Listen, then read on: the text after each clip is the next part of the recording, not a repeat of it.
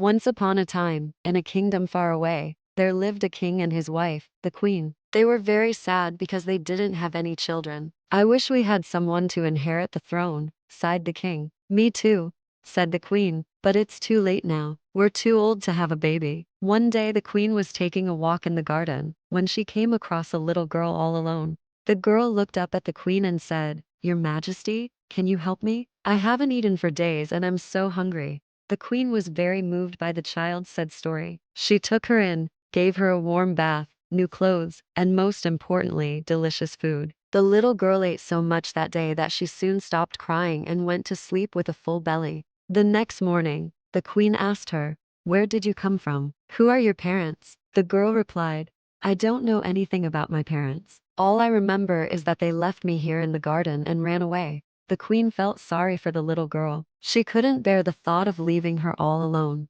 So she said, "You can stay here in the palace and become my goddaughter. I will take care of you." The little girl was so happy that she threw her arms around the queen's neck and said, "Thank you, kind lady." From that day on, the queen became the little girl's mother and the king became her godfather. They loved her very much and gave her everything she desired. She grew up to be a beautiful young woman, but she was still an orphan. She had no parents to give her love and affection. One day while walking in the garden, she met a handsome prince. They started dating and soon fell in love. He was kind, caring, and most of all, he loved her. When the young woman told her godfather, the king, about her plans to marry the prince, he was very happy for her. But the king's wife, who was the girl's mother, wasn't so sure. She called her goddaughter and asked, "My dear, you're old enough to find a good husband and start a family of your own. But I want you to promise me one thing. You must never tell anyone that I am not your real mother and the king is not your real father. Do you promise?" The girl thought for a moment.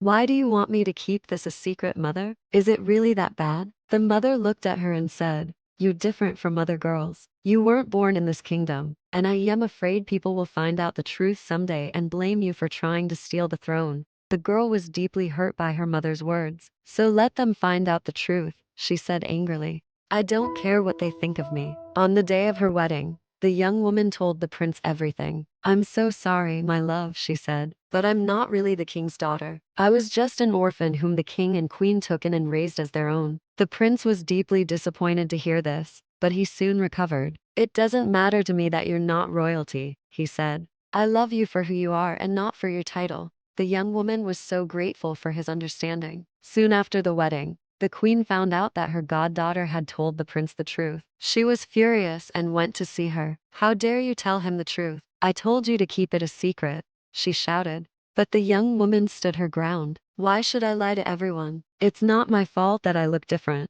And besides, I'm not interested in being queen." The mother was speechless. She had raised her goddaughter to be strong-willed and independent, but now she was angry that her goddaughter didn't do as she had asked.